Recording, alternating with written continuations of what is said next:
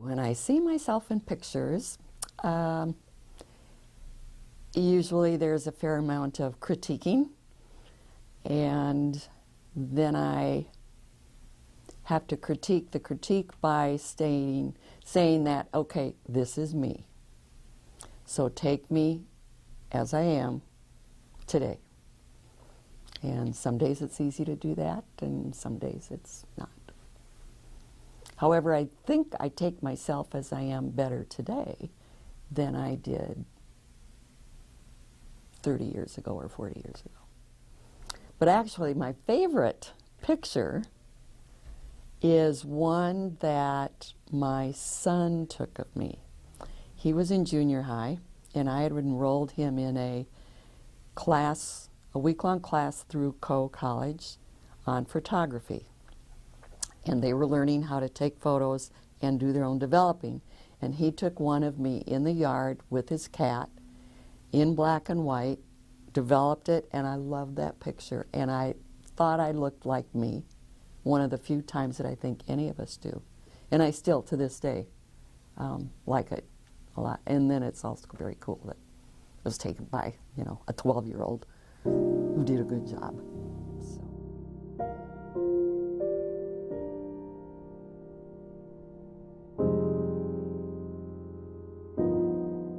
Life after 50. For me, it was a huge change in that my husband passed away unexpectedly when we were both 50. So something I was not counting on. So for me, it was a huge change. On the one hand, it's hard to live out the rest of your life with somebody you thought you would be with. On the other hand, it opened up a whole new world for me. And frequently, I think things I'm doing today with my shows, with dancing tango, with a lot of other things, with some travel, with taking some risks that I'm going to say most likely would not have done had I been still happily married to my husband. That would have been good too. It's just different. So for me, it was learning, all of a sudden having to learn to take responsibility for me, myself. I couldn't spread that out to anybody else, which was pretty scary. And then trying to regain confidence. I think sometimes it's taking a fear, which all fears in general are very rational to the one who has them, and frequently irrational to the one who doesn't. It doesn't make sense. Why are you afraid of that? Why are you afraid of cats or heights or whatever?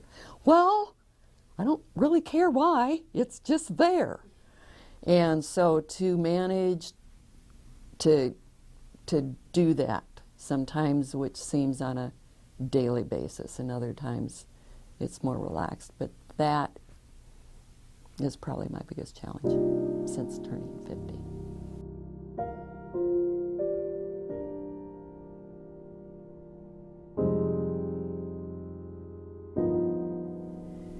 To do some more travel, be a little more independent, to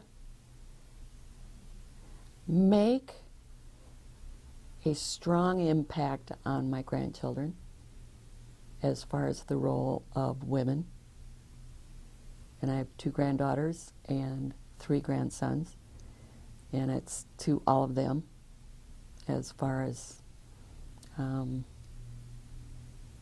having a respect for somebody of the opposite sex, and regardless of what their background is, or the color of their skin, or what their religion is, to expand, hopefully expand that, possibly through example.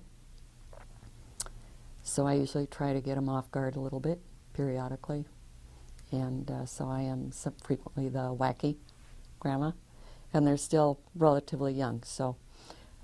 But I do want to make an impression on them, which a grandma can do differently than a parent. So that's strong. And maybe the same thing with nieces and nephews of mine that are now in their 30s. That's probably my biggest goal. But it's also to have fun, stay in contact with me, stay in contact with my body and my sexuality and my mental ability to continue to try